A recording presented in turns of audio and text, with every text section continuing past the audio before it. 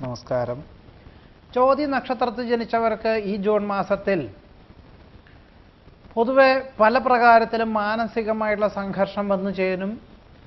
ഉദ്ദേശിച്ച വിഷയത്തിൽ മക്കൾക്ക് ഉപരിപഠനത്തിന് പ്രവേശനം ലഭിക്കാത്തതിനാൽ പലപ്പോഴും ധാരാളം അവധിയെടുത്ത് ദൂരയാത്രകൾ പലപ്പോഴും വേണ്ടി വരുവാനിടയുണ്ട്.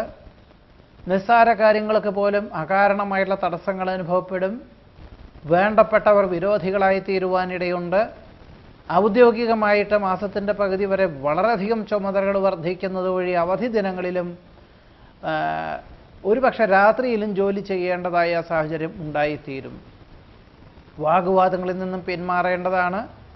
അമിതമായിട്ടുള്ള കോപം ഒഴിവാക്കണം. പണം കടം കൊടുക്കുന്നതും ജാമ്യം നിൽക്കുന്നതും സ്വന്തം ഉത്തരവാദിത്വങ്ങൾ മറ്റൊരാളെ ഏൽപ്പിക്കുന്നതും അബദ്ധമായി തീരും.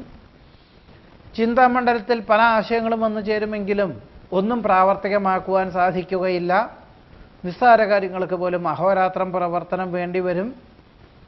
ബന്ധുക്കളും സ്വന്തക്കാരും വിപരീതമായി തീരുവാനിടയുണ്ട്.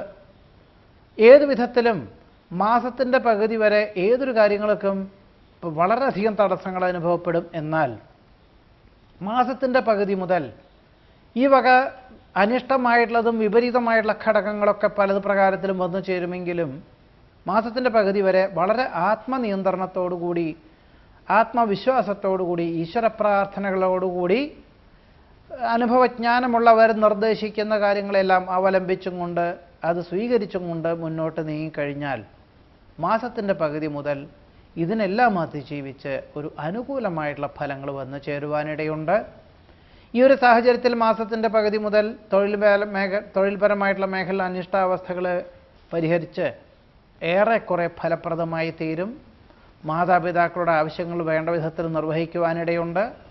മക്കളുടെ ഉപരിപഠനം അന്തിമമായിട്ടുള്ള നിമിഷത്തിൽ ഏറെക്കുറെ തൃപ്തിയായിട്ടുള്ള രീതിയിൽ അവരെ ചേർക്കുവാൻ സാധിക്കും.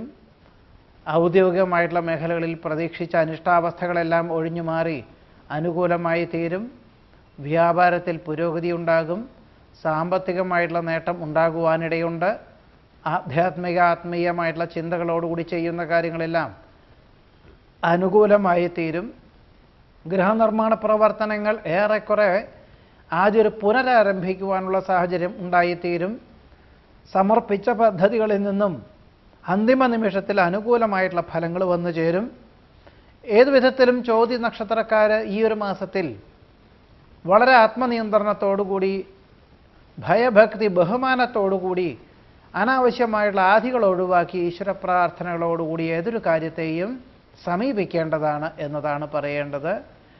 ഏതു വിധത്തിലും പണം കൈകാര്യം ചെയ്യുന്ന വിഷയത്തിലാണെങ്കിലും വാഹനം ഉപയോഗിക്കുന്ന കാര്യങ്ങളിലും അമിതമായുള്ള ആത്മവിശ്വാസമൊക്കെ ഒഴിവാക്കി ജീവിതത്തിനെ മനസ്സിലാക്കിക്കൊണ്ട് പ്രവർത്തിക്കേണ്ടതാണ്. കൂട്ടത്തിൽ വിട്ടുവീഴ്ച മനോഭാവത്താൽ മാത്രമാണ് ഈ കാര്യത്തിൽ തൊഴിൽപരമായിട്ടുള്ള മേഖലകളിലും ഔദ്യോഗികമായിട്ടുള്ള മേഖലയിലുള്ള അനിഷ്ടാവസ്ഥകളെല്ലാം പരിഹരിക്കുവാൻ സാധിക്കുകയുള്ളൂ എന്നതുകൂടി ഓർമ്മിച്ചുകൊണ്ട് ജീവിതത്തെ മനസ്സിലാക്കിക്കൊണ്ട് ചോതി നക്ഷത്രക്കാർക്ക് സ്വീകരിക്കേണ്ടതാണ് എന്നതാണ് ഈ ജൂൺ മാസത്തിലെ ചോതി നക്ഷത്രക്കാരുടെ ഫലമായി പറയുന്നത്. നമസ്കാരം.